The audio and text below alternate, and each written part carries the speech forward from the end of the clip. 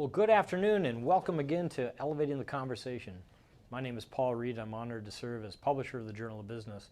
I'm also honored that so many of you each month choose to spend some time with us on these afternoons for some really great discussions in our community.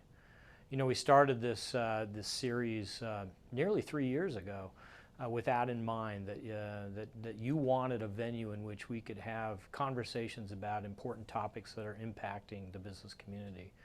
And we've had some great speakers in that time, including people like Stephanie Curran and Alex Jackson and Shelley O'Quinn and Tom Simpson, Steve Scranton, Larry Crowder, Vaughn Hockheimer, and many, many others. Next month, we have Michelle Armstrong, Associate Director of SP3NW, for a discussion about the entrepreneurial ecosystem. But today, we're very pleased to have with us Thayne McCulloh, President of Gonzaga University, for a discussion about the enrollment challenge. This is a topic we hear a lot about these days, as colleges and universities grapple with the new normal from COVID and perhaps some structural changes in demographics that will be more longer term. With higher education such an important piece of our economy here in Spokane, I know this will be a compelling conversation. But before we get to that, I'd like to invite you again to partner with us to sponsor one of these Elevating the Conversations. We simply don't get to do this kind of thing without your help, and we appreciate all those who have stepped up and helped us bring this Elevating the Conversation program to you.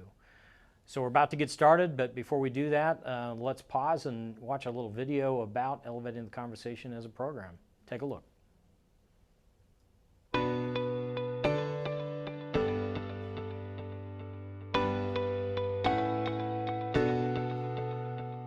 This is the time of year many of us look forward to. The longer days and warmer temperatures seem to bring out the best the inland Northwest has to offer. Whether you golf, boat, or just like to get outside, summer puts the quality and quality of life for many in the Pacific Northwest. From an economic standpoint, things aren't as cloudy as many thought they'd be at this stage. A hot jobs market is keeping a recession at bay, and inflationary pressures are easing. Even so, additional interest rate hikes appear to be in our future, and economists believe an economic slowdown is on the horizon. Fortunately, here in the inland Northwest, we aren't afraid of a little adversity. We are nothing if not resilient, resourceful, and perseverant. At the Journal of Business, we endeavor to keep you, our readers, informed about what's happening in your community. Our staff is dedicated to providing you with objective information on news and trends, with the goal of helping you be more successful on your chosen path. It's time to go beyond the sound bites. It's time for more depth than 140 characters can provide. It's time for Elevating the Conversation.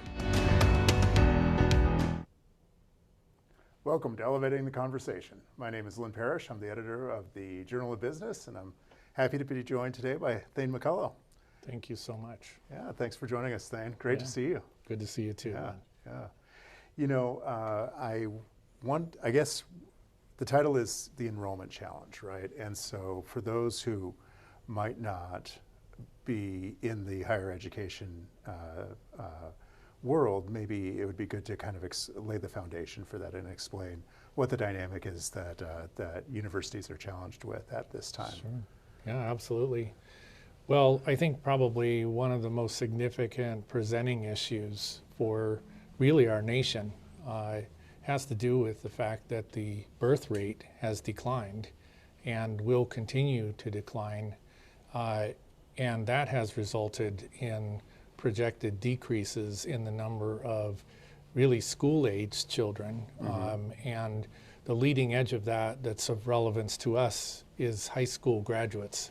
Sure. So ever since the financial crisis of 2008, we've noticed a steep decrease in birth rates in the country, and that year is relevant because the individuals who were born that year are the ones who are now coming to us in higher education, right? And or not coming to us in higher education. So that's the first issue, and then of course there have also been tremendous changes in the world of higher education as well over that same period of time. Advent in sophisticated types of distance learning and completely online types of educational opportunities. Sure. Also education that's offered by institutions or organizations that are not necessarily considered traditional higher education institutions, but are nonetheless educating the population for very specific types of work. All are in combination part of what's presenting to us as a situation that is in many cases creating challenges for many types of institutions. I represent an independent college, a private institution, but state institutions, community colleges, voc tech institutions, really across the array of the higher education landscape, many institutions are finding themselves challenged to bring in the enrollments that at one point they enjoyed and Sure. in many cases created the infrastructure to support. So Yeah. it's pretty significant. Right, right. So a decrease in the number of students while competition has intensified through the years. Absolutely. Yeah. And what people consider to be education and a form of education that's going to allow them to be successful has become more diversified. Sure. So there's just a lot of different choice for students, and certainly technology has played a huge role in that, and we've seen that Right. now for several decades. Right, right. So is there a type of institution that is affected more profoundly at this stage than another? You know, we talk about large public institutions, small private. Is there 2-year, 4-year, anyone who's feeling it more than others at this point? I think that's actually a somewhat difficult question to answer because if you look at it from the national perspective, the population right from the get-go isn't evenly distributed across the country. Sure. So we saw, Good point. yeah, we saw closures of institutions, and we've seen real stress on institutions that are in rural areas that where there's actually a decrease in the population as families and professionals move largely out to the coastal areas, Right. Both coasts, and to a certain degree to the southern region of the country. Right. So areas like Texas, for example, are actually seeing population growth, as is Arizona. And so institutions in those states are faring differently than institutions where people are in fact leaving or the population has aged past the point of having any interest in the higher education system. Sure. So luckily in the Pacific Northwest and specifically Washington, we see some more favorable trends, but certainly COVID had a tremendous impact on college attendance and school attendance in general. Sure. And this is really actually a very important issue for the state of Washington because Washington has a very robust student scholarship support system. So from the state financial aid perspective, Sure. we're actually very well supported. But ironically, the state is having difficulty with its high school and college completion rates. Yeah. And it ranks quite low in relative terms to the other states. And so there are many people at the state level, many foundations, and many of us in the education system who are actually actively working on trying to understand why and to figure out where it is that we need to do more work to encourage individuals to consider higher education as the next step on their journey. Yeah. I mean, are there any answers on that at this point, or I think theories? There are a number. I think certainly there's an intergenerational reality around this. That is that to a certain degree, those who have actually attended a college or received a college degree and now are parenting younger people are more likely to encourage those to attend a college themselves. So there's sort of an intergenerational academic inclination. There certainly is an effect of the economy and affordability. Sure. And so certainly there's a widening gap in the population of those who have the resources to elect to send a young person or themselves to school. Right. And that's having an impact too on whether people even consider attending a college or university to be a possibility. Yeah. Well, that makes a lot of sense. That makes a lot of sense. Before we get off the population trends, I wanted to ask one other question about that, which is, even when I was in college a while ago,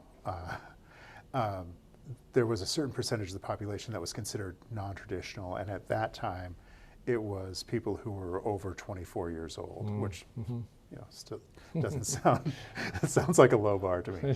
Yeah. So have you seen a change? I guess I'm wondering about the makeup of the total student body. Has that percentage of non-traditional students increased during this time, or are the mixes staying about the same?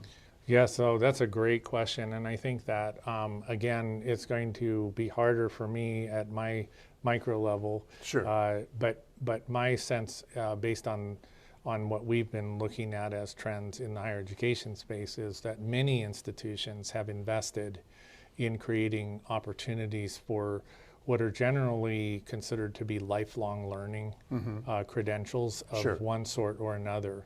And they have done that because there's clearly a desire on the part of many individuals who might have at one time had some very specific training in a particular occupationally related education channel, and they wish to move to a different type of career, or they need some kind of additional education to make them more attractive to an employer, or more able to actually master the functions of a particular job that they're looking at. So what we have seen is a proliferation of certificates and short course opportunities, as well as accelerated graduate degree programs.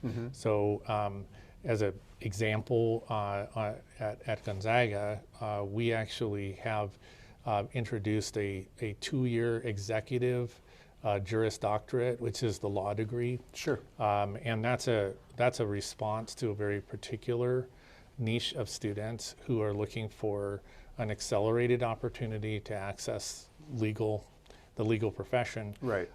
And there is a little bit of a difference as well in terms of what type of student is interested in that. Right. So we're trying to make that more accessible for a student who may not be just out of the college experience. But there is a huge opportunity, in my opinion, for higher education institutions to create opportunities for the adult learner and the returning student population. And that is something that a lot of institutions have been working on, some of them for a long period of time. Right, right.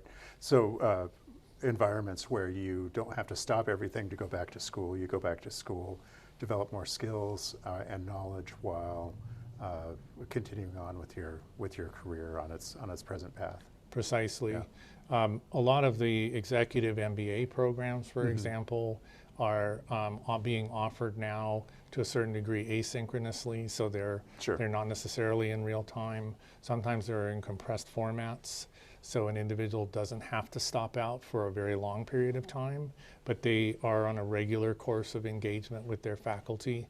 And many of those programs are much more responsive to the needs of professionals who have families or who are caring for older parents and don't have the ability to stop out of their careers. Sure, sure. Just want to pause real quick to mention that there is a Q&A feature in Zoom, as you might have seen by now.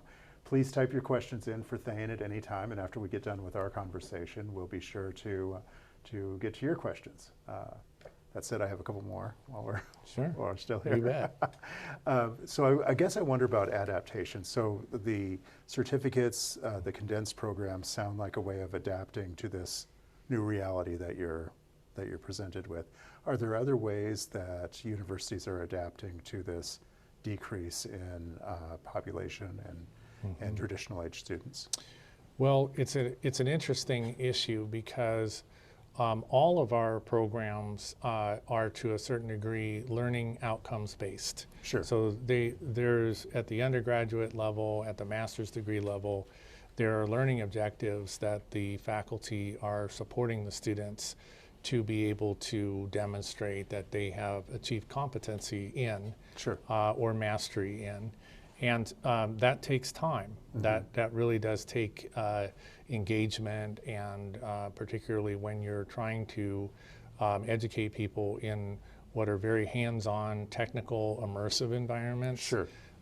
There's also a little bit of a danger in compromising when you may really be depending on that professional to be able to perform very sophisticated tasks. Sure. I think about the healthcare system, for Absolutely. example. And so we have accrediting agencies, we have licensing bodies, all of whom are entities that have been informed by the sort of tried and true testing of what works and what doesn't work.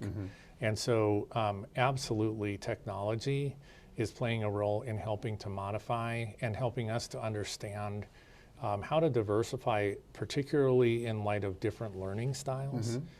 Because different people do learn differently, and they have sometimes limitations or gifts that optimize a particular way of interacting or interfacing.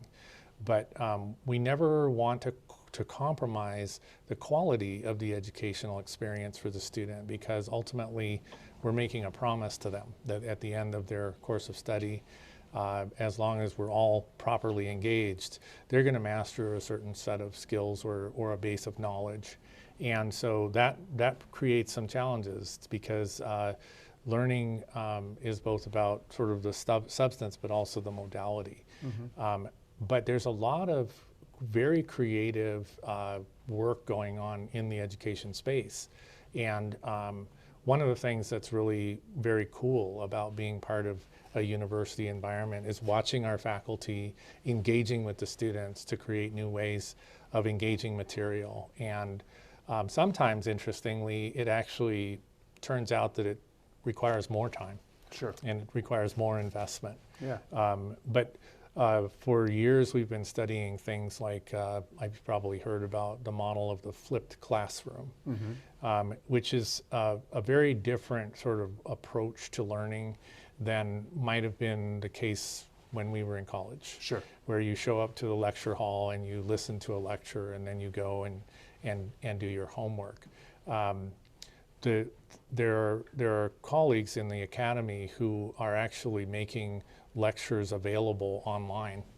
And the opportunity to be together in a classroom environment is meant to facilitate an interactive learning experience, Sure. much more like bringing people together in conversation in what might be called a praxis of study. And so opportunities to engage in questions and answers and discussions and demonstrations, where the interactive opportunity of coming together in a course is much richer. Sure. And people can kind of look at a lecture where it's really a kind of a one-way way of delivering information as many times as they want to, because it's available to them whenever they want it to be. So absolutely, there are so many different experimental approaches to the way that we can educate people that are currently being developed. And I think that we're actually still on the cutting edge of what's next. AI, is on everybody's mind, Right. and we're all trying to think about, well, what is that going to do to enrich the learning environment? Because it can be viewed as a threat in some ways or a danger, Right. but it may be a tremendous opportunity for other kinds of things. Sure. Oh yeah, Sure. I think that the other thing that we're clearly seeing is a desire on the part of systems, if you will, to modify and adapt. And I think about, for example, the fact that we now see numerous high schools that offer essentially college in the high school Right. as an opportunity for providing students who are appropriately prepared an early introduction into collegiate level learning, which then counts towards their progress Sure. at the college level. Yeah. And so that's an adaptation that recognizes that even before they get to higher education, different students are learning at different rates and with different levels of capability. Sure. And so why are we going to be restrictive around this is all we do here and this is all you do there. Right. And we're seeing that at every level of education now. There's a kind of permeability and flexibility that is definitely becoming part of the system.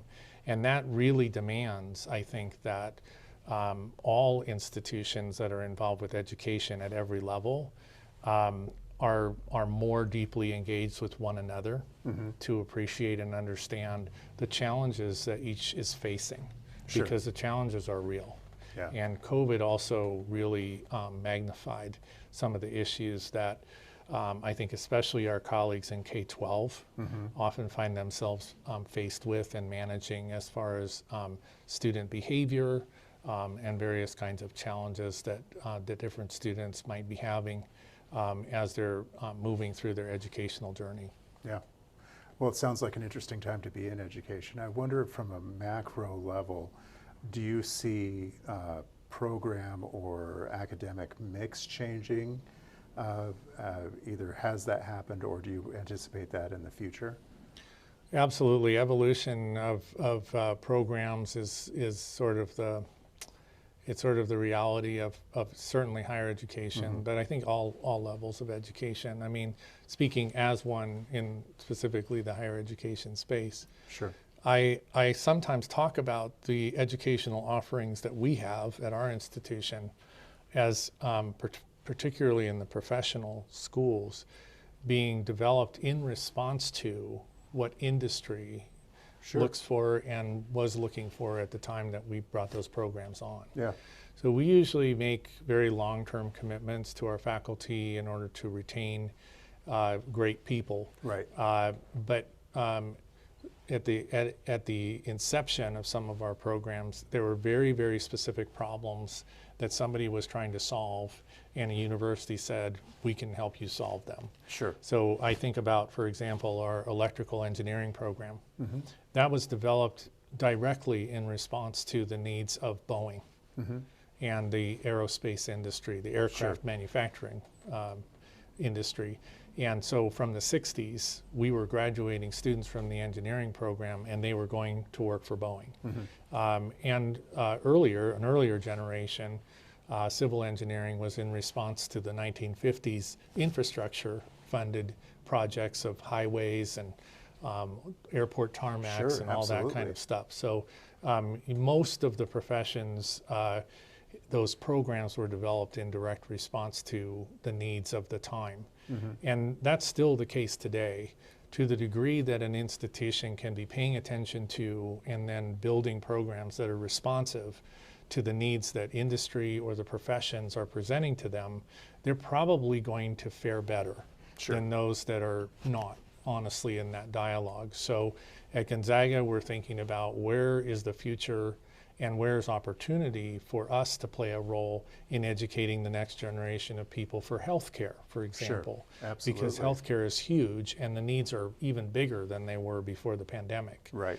So it takes time to be able to bring people through those programs and have them educated and ready for the professions. But we can see the trends, and we believe that really there's so much of a demand that all of our institutions can probably offer even similar programs and still not fill the demand. Right. So that's an important reality for us. But absolutely, we continue to look at where is the field moving, and then how can we develop programs in response to it. Sure. Because that's the most likely way of actually attracting students who can see that at the end of their educational journey, there's opportunity for them. And we want to be able to show that to them, because we do see this as an investment. You know, it's certainly many, many things, but one of them is preparing people for the professional world. You know, it sounds like a little bit of shift from the way it used to be, where college was where you went to kind of figure out what you wanted to do. And it sounds like a lot of times either young students have an idea of what they want to do, or are directed in that path. Has that dynamic changed through the years? I would say yes and no. Okay. I think that there are probably more students as we see them at our institution, and possibly this is the case at many, that have a much more specific idea of what it is that they want to do. Sure. And part of that has probably to do with the cost. And many of the students who come to Gonzaga are supported by families or parents who are really looking at it as an investment. Sure. And it is considerable in terms of the investment. Right. But we still do see a significant number of students who come with an idea and yet still open to the possibility that their idea may not be where they end up. And of course, there are students who start a particular program of study and discover that they actually don't like it, or Right. they are probably not as well prepared for it as they thought. And so we do see that happen. There still are students who come sort of wide open and saying, I'm not sure, but I want to be open to this. Yeah. But I would say probably that number has decreased a little bit over time. Sure. Sure. It always felt like kind of an important part of building character and the overall college experience, which was more than just classroom. Right. Yeah. And I do think that it's important to say that whether you're going to a state institution, Washington State or Eastern Washington, EWU, yeah. a community college, all of the levels of higher education are going to require a student to have what you would refer to as a general education core. Sure. We call it the core curriculum at Gonzaga, but every institution has its own name for Right. something fairly similar. And the idea is that there are actually a basic set of competencies that a well-educated undergraduate needs to be able Sure. to demonstrate that they're capable of. Yeah. And I actually think that has become more important in some ways, because one thing that really has changed, and we're seeing this, is in my parents' generation, it was very common for somebody to get a college degree and then go to work for a company, and that's the only company they worked for their entire life. Right. You might work for the phone company or the Ford Motor Company, Yeah, whatever. sure. That's certainly not any longer the typical trajectory of a professional Sure. in America. There are places, and there are still relationships between industry and communities where that happens, but it's become far more common that people will work at a certain thing for a while and then they'll move to something else. And actually more and more of our young people are saying they want that. They want the ability to consider that its work is in service to their life, not the other way around. So they want to be able to adapt and they want to be able to shift. And I think that what that demands and requires is really an ability to very capably be able to do things like communicate and write and present, make an argument, Sure. Use logic and create things. Work through a problem, yeah. And all those things are usually pretty attractive to most employers. So if you don't have the ability to communicate effectively, or you don't know how to read a contract or whatever it might be, that may really become a stumbling block to your ability to adapt and move into a different line of work. So I think the college education does have still that sort of home-based component of this sort of general competencies of what it means to be a well-educated person. Yeah, well said. Yeah. Well said. So I want to get to the questions quick, but I do want to ask one more thing, and I don't expect you to spend a great deal of time on this, but we've seen college athletics change dramatically in our region in just the last couple of years. Yeah. And so I wonder if you could address that and talk a little bit about how that affects an overall university. Absolutely. Well, gosh, the world of college athletics has certainly been an interesting one to become more conversant in and better aware of. It's not, yeah. When I started in my work, I would not have been somebody that you would have thought of to have a really enriched conversation about athletics at all.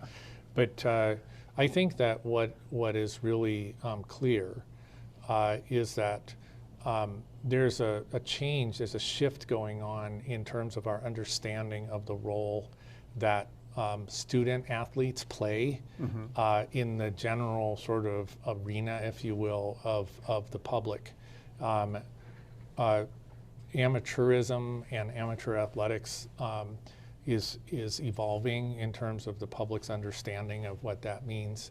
And for a very long time, I think that there were probably not the kinds of really student-centered, engaged discussions about what's happening in that world that should have been.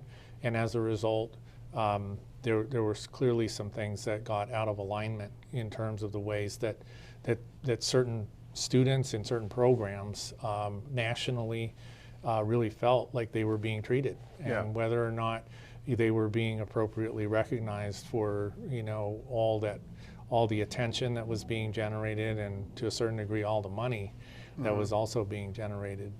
Because of their abilities. Yeah. One of the things that I think was an eye-opener for me, though, was that and this really happened, by the way, when the Zags went to the national championship in 2017.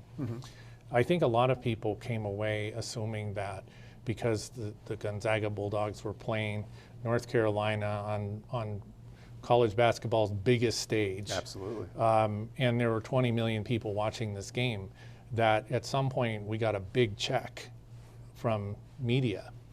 Didn't happen. The institutions don't get any funding for NC2A appearances directly. It's a very complex system that involves unit generation that's distributed to the conferences, and then the conferences decide, their members decide how that's going to be distributed. And the amount of money relative to the eyeballs, it's not proportional. So even from an institutional perspective, I can look at that system, I'm like, there's probably some work to be done there. But I do think that with creating opportunities for student athletes to generate some funds with name, image, and likeness, and also especially the dynamic that's been introduced through enabling students to transfer from one institution to another with much greater agility. It's very definitely changed a lot of the ways in which programs operate and the kind of the demands that are being placed on them. And it's made it, I think it's made it a far more complex proposition, and certainly I think has also raised the stress level of a lot of people who are involved with that quite a bit.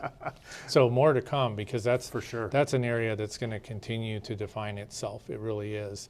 We're super proud of every one of our student athletes across the sports. And the most important thing for me is that we're supporting them, and that we're providing them with the genuine educational opportunity that they are coming to us for as well. Because as significant as the sport is, we're very committed to their academic success. And that's a big part of why a lot of them come to us, because they know that. And I think that's true for many of our colleagues as well at our neighbor institutions. We care a lot about our students. Great. Yeah. Great. Well, let's see if anybody has any questions for us. Are there any questions for Thayne? Yes, we do. First one actually came in via email. It's from Mike, and Mike asks, does Gonzaga expect any material impact from the recent passing of Senate Bill 5048 by the Washington legislature, providing funds for the College for Free programs in Washington State high schools?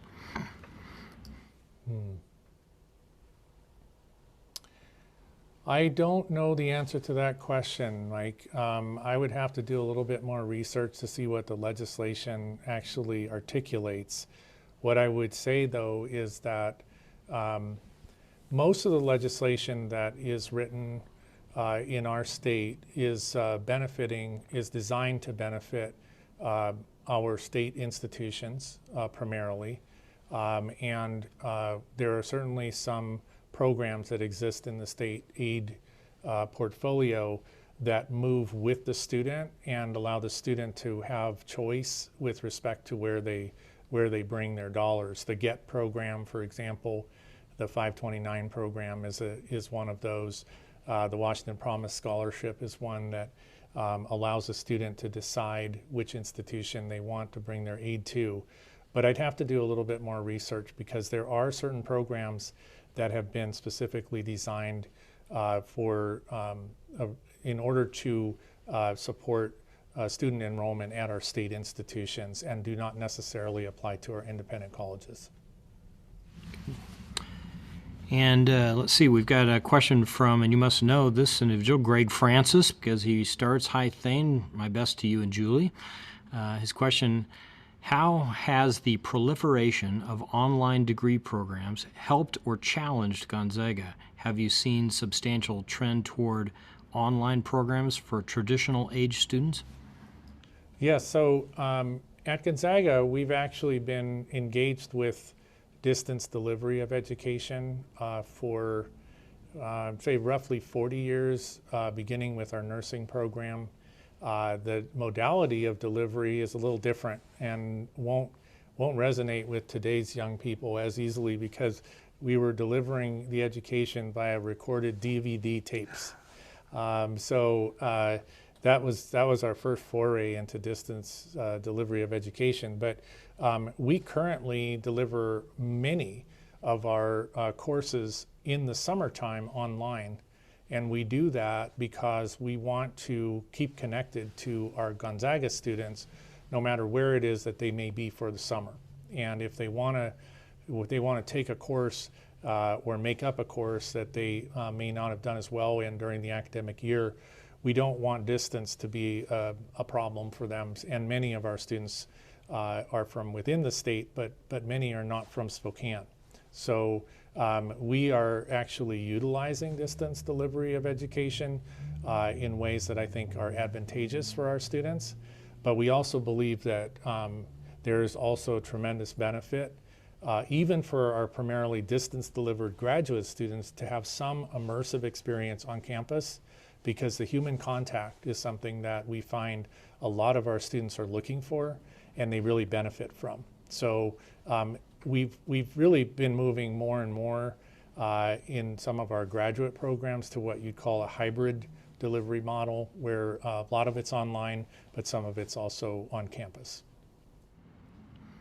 Great. And a question from Lance Kistler. Hey, Lance. Do you think universities will expand their academic degree program offerings in order to cast a wider net and attempt to enroll more students? I think a lot of institutions are doing that, and I think a lot of them are also doing this in partnership with organizations. I see a lot of examples in higher education today where a particular institution has developed a partnership with a for-profit corporation that's looking for a way of educating and granting, in some cases even granting advanced degrees to, say, their management.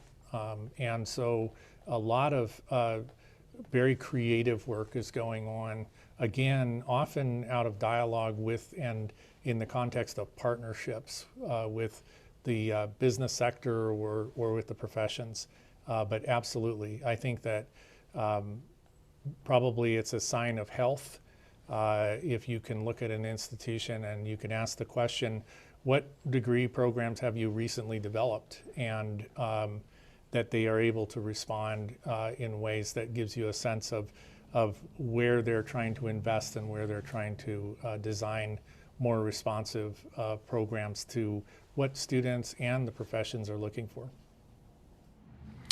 And from John, institutions penalize adult students by not accepting all credits and also insisting on residency.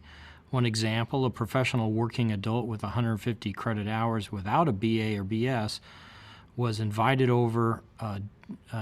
by over a dozen institutions to start a junior level and residency requirements. There are hundreds of thousands of these adults who would jump at the opportunity to enter a master program and then backfill a BA, BS degree. I agree, and not only that, but I think we're seeing some tremendous enrollment success by creative institutions that are figuring out ways of doing just that. Again, one of the challenges that absolutely has existed in the higher education space is that the way in which higher education was set up for many, many years actually created a lot of competition between institutions. They were competing with one another for market share, if you will, in terms of students. And one of the ways in which they would, basically profess differentiation was in asserting different level of quality in their educational program than, say, a different institution might trying to make the argument that they were offering a qualitatively different degree of education than, say, a competitor. More recently, there's been a lot of work, and some of this has been also legislative work, to try to bring the level of transferability of credit up in our state, as an example. But there certainly are institutions that have figured out that this is an issue, and they are responding to it, and they are in turn seeing enrollments increase as a result. There will be some challenges, I would anticipate, technically with some of this, if those institutions have not suitably addressed the requirements of their accrediting organization. And so that is another element in the mix of this. Accreditors, regional, or we used to call regional or institutional accreditors, and also specialized accreditors often also introduce specific requirements, and institutions that seek and receive accreditation have to ensure that they're in compliance with those. So there are some interesting tangles in the mix of this, but I've certainly seen a tremendous amount of creativity from for-profit institutions as well as some nonprofit institutions that are trying to be more responsive to individuals who may not have completed a degree, but they amassed a large number of credits that they really should be recognized for having attained. And from Cindy Donahue, hi Cindy, thanks for calling in. Pew Research reported that young women are now more likely to be enrolled in college than men. Among women not enrolled, cost is the most important deterrent, whereas more young men just didn't want to go to college. 2 questions. Are you seeing more financial aid available by gender? And is there direct outreach at the high school level from the higher educational institutions like Gonzaga to explain the benefit of having a college degree for earning potential later in life? Yeah, so the second part of the question, or the second question, is a little bit easier to answer than the first, in the sense that absolutely you can count on the fact that all of your higher ed institutions in Spokane are working together with counselors and other administrators in the high schools and even the middle schools to try to really describe and articulate the benefit of a college degree. And there are many. There are some recent reports that have come out that are talking very broadly about the multiple benefits that college education can provide to individuals, including different levels of health. And so there's lots of good news about how college can contribute to the overall welfare of an individual, a family, a community. But institutions in like Gonzaga, for example, are very sensitive and careful about introducing any element into their scholarship awarding process that might represent an inappropriate bias. And so gender discrimination, for example, is an issue that we would be very sensitive to and careful about. There have been many programs, however, in the educational system, beginning with K-12, that have been quite successful in encouraging higher levels of participation by women in, for example, the STEM disciplines. And we believe that part of the reason that we're seeing a larger proportion of women moving on into higher education is because of some of the success of those programs. So we at Gonzaga are going to want to encourage every student who wants to consider a college education to come and join and participate with us. And we are going to take a holistic view of the portfolio that they're bringing through their application. But this artifact of having a larger number of women in higher education than men is not a new trend. It's something that has been occurring for some time, but it has been growing. And we too are also interested sociologically in some of the factors that are behind that. And from Lars Gilberts, thanks Lars. Where do you see more partnership opportunities with employers to keep driving demand and acceptance of stackable credentials that lead to a degree? Yes, absolutely. I think that one of the most fun parts of my job is talking with people when I hit the road, and those who are involved with all kinds of different industries. It's amazing how many people come up and they say, what can we do to connect with you, even on a very basic level, to connect with your career center, to talk with somebody who can help us open up a channel whereby we can have some opportunity to encourage your graduates to come and work for us. And I think that in the midst of those kinds of partnership-oriented discussions, there's a lot of opportunity for creativity. Some of the things that we've been hearing from employers have helped us think about what we're doing at the curricular level. They've helped us to think about different certificates that we might offer through our Center for Lifelong Learning. Those are not degree-granting certificates. They have a professional competency associated with them.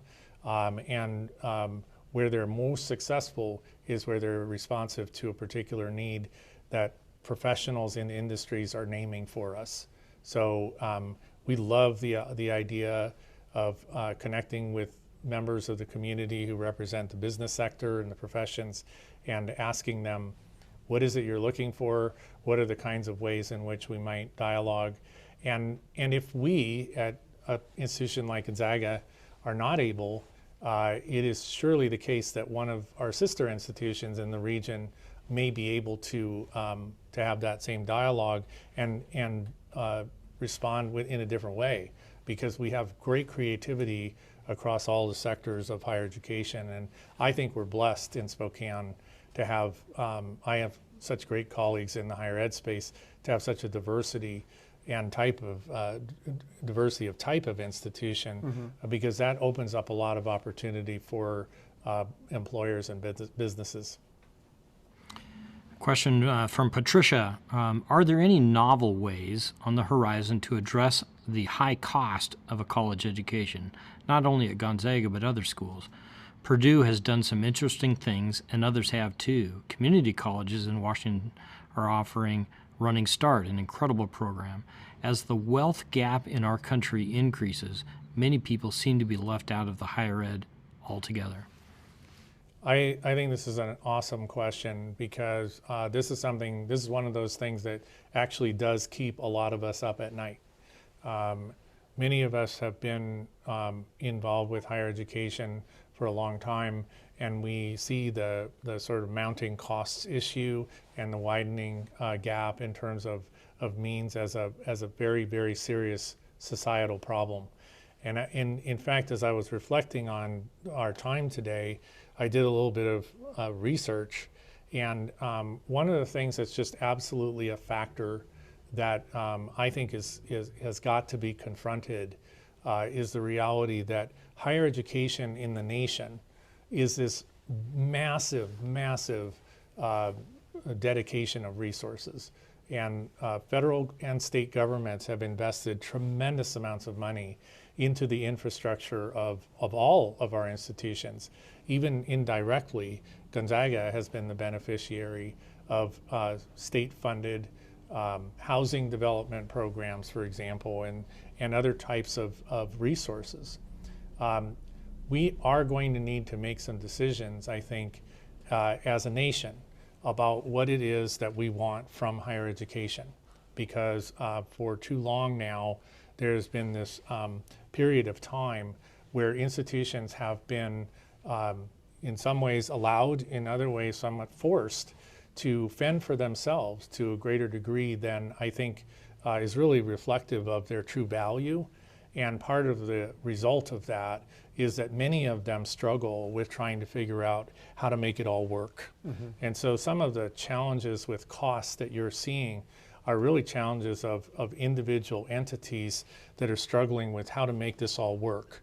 And it is a combination of providing great courses and research environments and labs and sports, and also maintaining all of the different kinds of obligations they have to the broader communities of which they're a part. I see this crisis as one that is going to force some issues. And one of the realities that we're seeing across the country is that more and more institutions are actually disappearing. So we had at the beginning of this decade almost 3,800 higher ed institutions in the country. We're losing a significant number of institutions on an annual basis simply because they no longer can afford to function. And that's ordinarily a loss for the regions that they support. Many of them have been in existence for a long time. So I do think that higher education as a federal issue is something that we really do need as a nation to try to get our arms around and to try to figure out some answers to, because there's too much inequity and there's too many challenges that these institutions today face for them to try to go it alone to the degree that they currently are. So I'm very proud of the work we do at Gonzaga, but this issue of how do we try to drive down the cost and make this a more affordable proposition for our students is something that we've been working on, and it also worries me a lot, not just for Gonzaga, but for the higher education space. So great question. We got time for one more question. This one from Brian Newberg. Hey, Brian. Your school is the center of servant leadership on West Coast academic studies. How does that shape how you approach all the challenges of today? You teach it. How does the school follow it? And thanks for your leadership. Well, thank you, Brian. Thank you for the question. Yeah, I think that that doing and not just saying is a really important sort of dimension of the way that I like to think about how we carry the work. So I think the best way I could speak to that is to say that starting from the inside, where we see challenges that students are facing, we really do try to create responsive ways of meeting those. To the earlier question, Gonzaga 4 years ago introduced a new scholarship program for undergraduates from the state of Washington, such that if a student qualifies for the Pell Grant and is admitted to the university, we will, together with all forms of aid, make it such that they do not pay tuition. The cost of room and board and books and transportation still has to be found, but we want to try to make this an affordable proposition for students who, based on the federal methodology, exhibit the greatest need, because we know that that's expressive of a family's need as well. And that has changed the dynamic with respect to who's coming to the institution, the numbers of students who previously could never have imagined coming to a place like Gonzaga. And we want to continue to expand that. We believe that making college accessible for as many students as possible is a really important agenda for all higher ed institutions, including independent ones. But I think also, I have always believed this, I continue to see it. We could not exist in Spokane without the tremendous support that we receive from Spokane. And I know that my colleagues at Eastern and Wazoo River Point and Whitworth, the community colleges, we all feel this very, very strongly. We feel that this is a supportive community, that people are depending on us. And I feel that it's incumbent on us to try to find ways of contributing to our community and to try to find places and spaces where we might be able to animate the conversation a little bit. So for example, the work that we've recently done on applying for funding through the CHIPS Act Tech Hub is a great example of where we couldn't not do that. We felt like that was such a great opportunity, whether we get that funding or whether we apply for a different grant and get other funding, we're going to get funding because we really believe that high-tech manufacturing is a possibility here in this region, and we believe it's an important next frontier for Spokane and its economy. So Gonzaga wants to be part of that, and we just couldn't do anything, basketball, education, without the support of this community. So we want to constantly be finding ways of giving back to it, and if in that we can find opportunities to be part of leadership, we want to do that too. Great. Solid gold, Thayne. Thank you very much. Really appreciate it. Lynn, thank you for having me. Of course, of Yeah. course. We'll definitely keep an eye on this topic and have more conversations about it in the future. I can't believe we're 58 minutes in before the Tech Hub came up. It's big news. It's big news for our community. It's a great project. I think tremendous support from all kinds of places and really, really great opportunity. Yeah, So for sure. Looking forward to that. For sure. Well, thanks again. You're welcome. Thank Yeah. you. Thank you. And thank you for sticking with us for the hour. Appreciate it. Please join us next month when Michelle Armstrong comes in to talk to us about the entrepreneurial ecosystem. Until then, stay safe and have a great afternoon.